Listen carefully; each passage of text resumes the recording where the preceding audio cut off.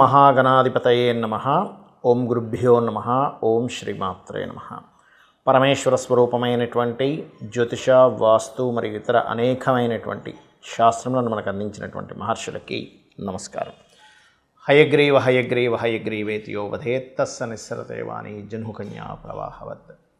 అరుణాం కరుణాతరంగితాక్షీం ధృతపాశాంకుశపుష్పబాణచాపాం అనిమాదిభిరావృతాం మయూకైః అహమిత్యేవ విభావయే భవానీం. శ్రీమాత్రే నమః. ప్రేక్షకులకి ఆ లలితాంబిక అమ్మవారి యొక్క అనుగ్రహం పరిపూర్ణంగా కలగాలన్న స్ఫూర్తి కోరుకుంటూ మనం ఈరోజు ఈ వార ఫలితాల్లో 23 ఫిబ్రవరి నుంచి మార్చి 1వ తేదీ వరకు ఉన్నటువంటి గ్రహస్థితి ఏ విధంగా ఉంది, మరియు ఈ గ్రహస్థితి మూలంగా ద్వాదశ లగ్నముల వారికి, లగ్నం తెలియని వారు రాశిని చూసుకోండి, ఎటువంటి శుభ ఫలితములు జరగనున్నాయి, ఏ విషయాల పట్ల జాగ్రత్త వహించాలి, మరియు ఏ పరిహార మార్గం చేసుకోవాలి. దీంతోపాటు ఇప్పుడు మనకు నెక్స్ట్ కొత్త సంవత్సరం రాబోతుంది కాబట్టి విశ్వవసునామ సంవత్సరం, నెక్స్ట్ శని మార్పు వల్ల ఎవరెవరికి అంటే ఈ ఎప్పుడైతే శని మారుతాడో కొంతమందికి ఏలినాడు శని, కొంతమందికి అర్ధాష్టమి శని, కొంతమందికి అష్టమి శని వస్తుంది.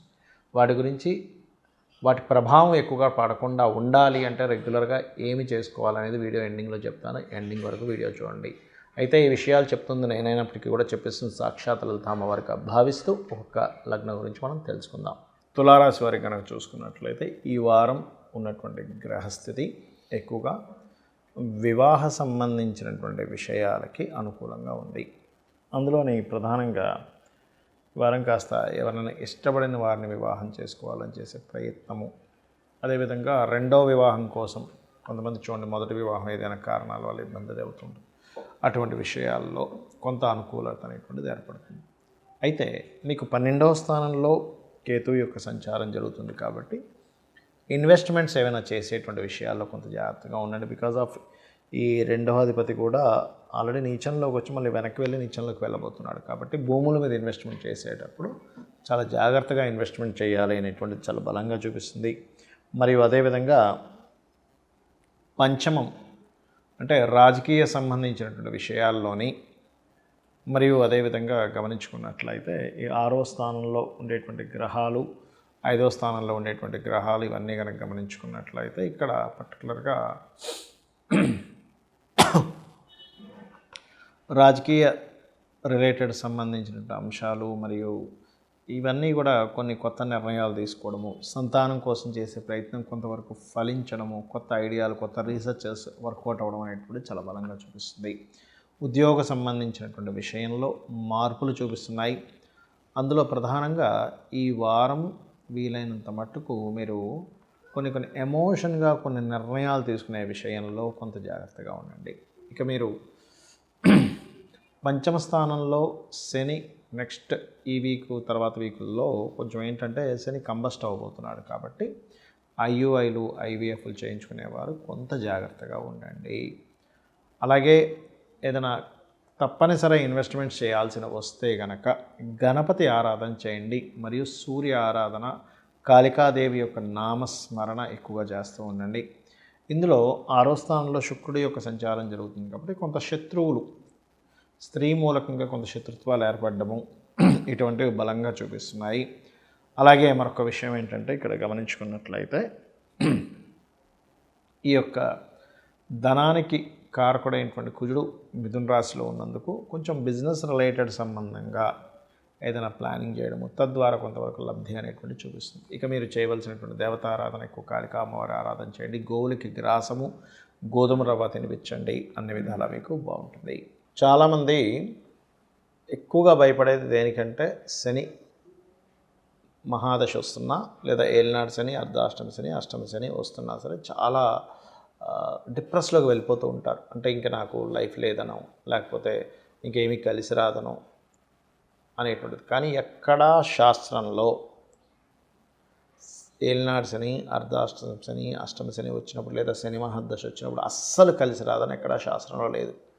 ఇది నేను ఛాలెంజింగ్గా చెప్తున్నాను.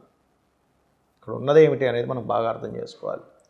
మనము పూర్వజన్మల్లో చేసుకున్న కర్మ మూలంగా 7 గ్రహాలు, 2 ఛాయాగ్రహాలు, మొత్తం 9 కూడా మన కర్మ అనుసారంగా ఫలితాలు జరుగుతాయి. వాటికి ఎక్కడా కూడా మన మీద కక్ష కానీ ఏదో మన మీద ప్రేమ కానీ ఏమీ ఉండవు. వాటికి సిన్సియర్గా వాటి డ్యూటీస్ అవి చేసుకుంటూ వెళ్ళిపోతాయి. అవి అంటే ఇన్ సెన్స్ మన కర్మే ఆ రూపంలో అక్కడ సాఫ్ట్వేర్ లాగా భగవంతుడు చేశారు. ఇప్పుడు చూడండి, మరి ఆ కర్మ అనుభవించాలి కదా, మరి దాన్ని ఎలా తప్పించుకుంటాము అనేటువంటిది ప్రతి ఒక్కరికి $100 క్వశ్చన్ లాంటిది.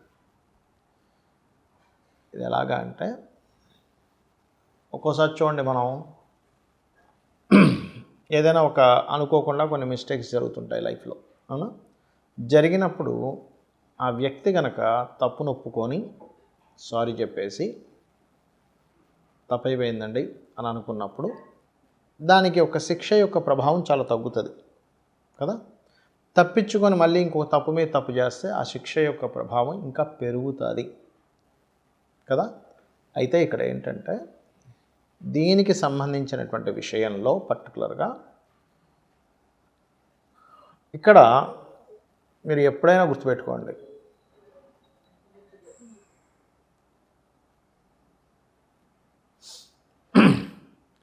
ఈ కాంబినేషన్ ఏలినాడు శని, అర్ధాష్టమ శని, అష్టమ శని వచ్చినప్పుడు కొన్ని జాగ్రత్తలు తీసుకుంటే దీని నుంచి బయటపడతారు. ఎలాగా అంటే, 12వ స్థానంలో, అంటే చంద్రుడి నుంచి 12వ స్థానంలో శని సంచారం జరిగేస్తారు. దాన్ని ఏలినాడు శని ప్రారంభం అంటారు. రాశిలోకి వస్తే మధ్యలో ఉందంటుకుంటారు, 2లోకి వస్తే కుటుంబ స్థానం, ధన స్థానంలోకి వచ్చిందంటారు. కాబట్టి 12లో శని కనుక ఎవరికైనా ఉంటే ఇన్వెస్ట్మెంట్స్ చేసే విషయంలో జాగ్రత్తగా ఉండండి. రాశిలో సంచరించేటప్పుడు పోస్ట్పోన్ వర్క్ చేయకండి. ఏ వర్క్స్ కూడా పోస్ట్పోన్ చేయడం వల్ల అక్కడ ఇబ్బంది పడతారు మీరు లైఫ్లో. 2వ స్థానంలో ఉన్నప్పుడు మీకు మనీ రిలేటెడ్ మ్యాటర్స్ విషయంలో, ఎవరికైనా ధనం ఇవ్వడం తీసుకునేటువంటి విషయంలో జాగ్రత్తగా ఉండండి. ఇది ప్రధానంగా మీరు జాగ్రత్త పడవలసిన అంశాలు శనికి సంబంధించిన విషయంలో. Okay, right. ఇక రెండవది ఏంటంటే, ఇక్కడ గమనించుకున్నట్లయితే అర్ధాష్టమ శని నడుస్తుందంటే 4లో శని జరిగేటప్పుడు వాహనాలు, గృహాలు కొనుగోలు చేసేటప్పుడు లేదా కన్స్ట్రక్షన్ చేసేటప్పుడు కొంత జాగ్రత్తగా ఉండండి. ఇక అదే అష్టమ శని అన్నప్పుడు విషయాలు లేట్ అవుతూ ఉంటాయి. ఇవన్నీ ఎందుకు అవుతుంటాయి? మరి ఇలాగే జరగాలంటే మీ పర్సనల్ చార్ట్లో కనుక మహాదశ, అద్భుతమైన అంతర్దశ నడుస్తున్నప్పుడు ఇవి యాజ్ ఇట్ ఈజ్ ఇలాగే అనుభవించాలని లేదు అనేది విషయం మీరు ఫస్ట్ గుర్తుపెట్టుకోండి. మరి దీనికి పరిహారం ఏమిటి? చాలా సింపుల్గా ఒక 5 స్టెప్స్ చెప్తాను. ఈ 5 స్టెప్స్ కనుక మీరు పాటించగలిగితే 100% కూడా మీరు కర్మ యొక్క ప్రభావం మీకు మీరుగా అనుభవించడం ద్వారా కొత్తగా మీకు ప్రభావం అనేటువంటిది పడదు. ఏమిటవి? 1, ఎవరికైనా సరే శని యొక్క ప్రభావం తీవ్రంగా ఉంది, మీ జన్మజాతకంలో పూర్వజన్మ కర్మ వల్ల ఆ రకంగా ఇబ్బంది పడుతున్నారు అనుకునేటువంటి వారు మొట్టమొదటిగా మీరు చేయవలసింది ఏంటంటే, ఎక్కువగా నిద్రపోకూడదు. అంటే ఎప్పుడు రాత్రిపూట నిద్రపోకూడదు అని కాదు, పగటిపూట ఎక్కువగా నిద్రపోకండి. అది ఎవరు ఈ యొక్క విషయం అందరికీ వర్తించదు, స్త్రీలకి వర్తించదు. ఎందుకంటే పొద్దున్నే లేచి వాళ్ళ ఇంటి పనుల్లో ఉండి మధ్యాహ్నం ఒక అరగంట పడుకోవాలనుకుంటారు. చిన్నపిల్లలకు వర్తించదు. అంటే 3 సంవత్సరాలు 5 సంవత్సరాల పిల్లలు ఉంటారు, వాళ్ళకి వర్తించదు. బాగా ఏజ్డ్ పర్సన్స్, 60 దాటిన వారు, 60, 70, 80, 90 ఏళ్ళు ఉంటారు, వాళ్ళకి ఎనర్జీ సరిపోదు. అలాగే రోగిష్ఠులకి వర్తించదు ఈ రూలు. యువకులకి అంటే ఒక 15 ఏళ్ల వయసు నుంచి దాదాపుగా ఒక 55 ఏళ్ల వయసు వరకు కూడా, అంటే నడి వయసు ఉంటుంది 50, 55 అంటే, అలాంటి వారికి మాత్రం ఈ రూల్ వర్తిస్తుంది. వీరు ఎక్కువగా నిద్రపోతున్నారు మధ్యాహ్న సమయంలో అంటే శని ప్రభావం పెరుగుతుంది వీళ్ళ మీద. Okay, right.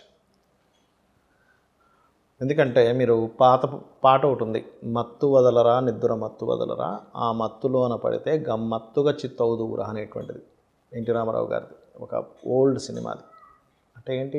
నిద్ర మత్తు కూడా మనల్ని ఇబ్బంది పడుతుంది, గుర్తుపెట్టుకోండి. ఇక రెండవది, ఉదయము సాయంత్రము దేవతారాధన, దేవుడికి దీపం పెట్టడం, ఏదైనా ఆలయానికి వెళ్ళడం కనీసం ఒక్కసారైనా రోజుకి చేస్తూ ఉంటే మీకు పాజిటివ్ ఆరా, దేవతా సంబంధించిన ఆరా ఎప్పుడైతే మీకు కంటిన్యూస్గా ఉంటుందో నెగటివ్ ఆరా అనేటువంటిది మీకు ఎంటర్ అవ్వదు లోపలికి, గుర్తుపెట్టుకోండి.